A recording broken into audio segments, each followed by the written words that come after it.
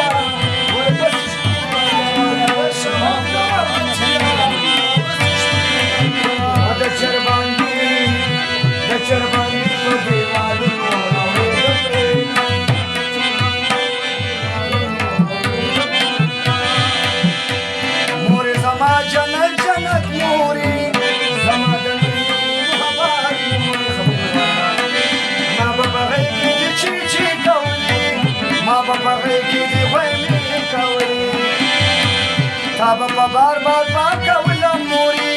جوخ به دې زړه پورې وله مورې چې زه بیمار شوم ته بیماره به شوې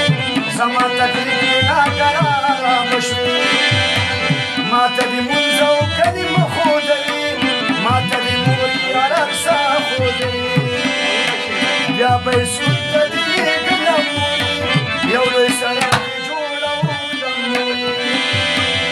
سختو سختو باندې لوی کړمه تا لاړم د بل شومه چې پوی کړمه تا